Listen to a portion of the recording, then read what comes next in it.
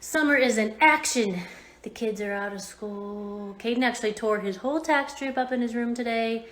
And, I mean, we paid him to do it. I'm looking at flooring options and all kind of things going on at the same time here. I didn't really find any baskets that I liked. I did hold up some lights and have Bradley take a picture of me holding them up to see if it would be the size that I wanted above the kitchen sink. We're having an electrician come out next week, and we don't necessarily have to have all the lighting because Trav can hook it up. He's just running the wiring for us and making the holes. And if we had to have him cap it off, we could. I mean, that's not really ideally what we would want, but even in the kitchen above the windows, we're doing tile and stuff on the wall up there, so we're gonna have to take them down anyways. So I don't want these lights that are gonna go here, the ones that I was talking about doing the pendant woven ones possibly. I still don't know what I'm gonna use, if I'm using those or not.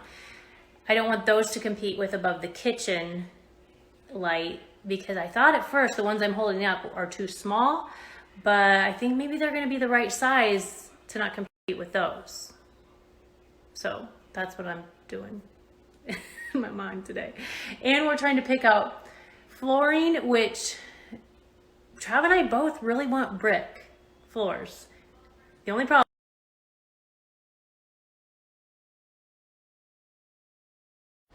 I found these globes that I liked today at the overpriced thrift store. These are the sconces that I got. So these will work in this. I just got these because they were cheaper ones at Home Depot, and then I was gonna paint this maybe gold, but I wanna wait and see to what we do to the wall and how everything comes together before I decide what globe I'm using. This is a pretty globe too. I think this just stands out more right now, but maybe if we depends what tile we use. Back to the flooring. This is our bedroom. This is the living room. It steps down and then it steps back up on the other side into the kitchen. We're keeping the Saltillo tile floors. We're just running into some issues if we do want to do brick, because there's hardly any difference in there's just a little difference. So we can either flow the Saltillo through here, which would look nice. We just thought that would be fun to have something different in here and in the kids' bedrooms, and then we'll take it into the closet too. I'm not sure what you've heard and what you haven't, because Instagram keeps not posting my stories. I push post and then they're not there, at least for me anyways. But this is a full-size brick, too tall. This is still too tall. It's a little bit shorter than this one, obviously, but then we'd have to cut off all the doors because it would be too tall. So we're leaning towards using a thin brick, which at first we were getting mixed messages from people when we would call places that supply that, saying you shouldn't use it on floors. Some people were saying you can. So we did find a company that said you can use it on the floors, and that's what we're planning right now. So we're trying to pick out a color. This isn't the brick that we're using. It's just for reference. So I think that's what's going to work the best. We just have to figure out a color, and hopefully it can be shipped to us before 12 weeks, because we need to get these floors done so we can move our stuff in. Something you don't want to miss out on this weekend is Antique Candle Co. is having 25% off everything right now. This is my, I guess you could call it vintage container. All of their vintage, like, original containers are also 25% off, and then you can get free shipping anything $65 or more. This is bigger than any discount I've had for a long time, and it's on all of their candles. I also got this one at the last antique vintage restock that they did. This is clean cotton. If you're wanting a strong smelling candle that smells amazing, clean cotton is one of my favorite scents. And Peach Apricot and Georgia Peach and Tree Farmer, of course.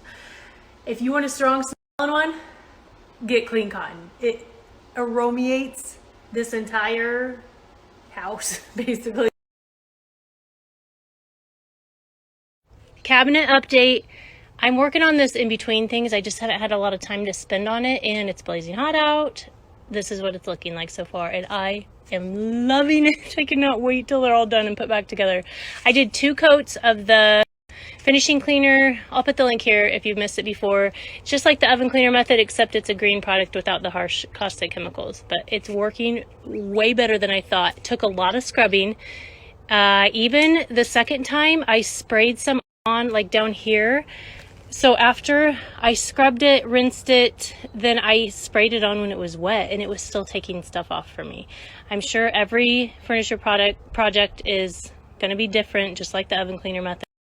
And then right here, you can see where it's being a little more stubborn. I don't really want to spray it again. I'm just taking some, this is 120 grit sandpaper, and it's flaking right off. I don't want to use my electric sander because I started to use my electric sander right here, and see how it's pulling it off and almost making it look like new wood. I don't want it to look like that, so I'm just gonna hand sand it off. It's actually not that bad since it's flaking off so easy. And I would have had to go over it with like a 120 or 150 grit anyways, because see how some of the wood, it kind of raises the wood grain and gets rough like that in certain spots, so sanding it helps.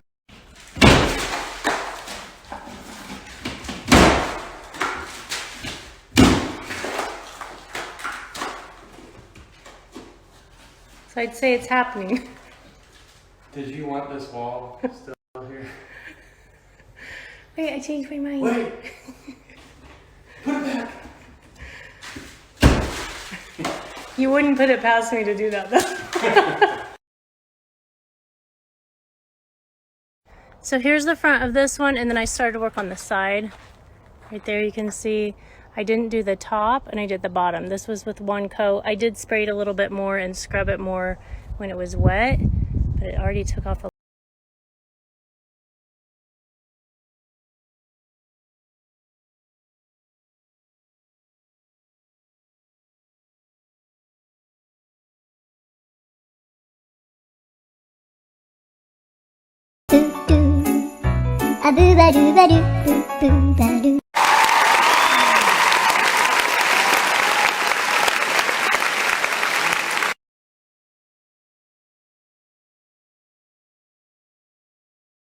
I feel like I got a lot accomplished today, mostly because Trav came and tore down half of a wall. I did get some done on my cabinet, but projects on standstill for now because Briley has softball this weekend. Woohoo! She's playing in a 16U tournament. I don't know if she's ever played in 16U. She is 13, and she's playing in 16U. She normally plays in something else U. This is my clay date mask from Tula. One of my favorite things from Tula. It comes in a stick. It smells so good. Can you smell it? It's made of Mediterranean clay. Just wipe it on. I washed my face, put it on, and I'm gonna wash it off in the shower. And you can always use my code on anything at Tula. It's a VintagePorch for 15% off. I'll put it on the screen here. I'm gonna start trying this eye recharge and replenish. It's like a stuff to go into my eyes at night, and then you leave it on overnight. It helps to reduce fine lines and wrinkles, dark circles, puffiness. It'll be nice to use these two together. This one's called Beauty Sleep Overnight Repair Treatment, so the all-around moisture helps with texture and tone. They both help like reduce fine lines, wrinkles, puffiness. That Beauty Sleep is some good stuff too. I mean, you wake up looking like you're 20 years old. Isn't that what I look like every day? Kidding. But it is really good. I like it a lot. This is the 24 power swipe. I was going to show you this too. This is like for moisture under your eyes during the day, and you can use this at night too. Hallie uses the 24/7 moisture, and then I also like this one. It's called Bright Start. So those are just a few of the things I like from Tula, but they have so many good things. I'll put my code here again and my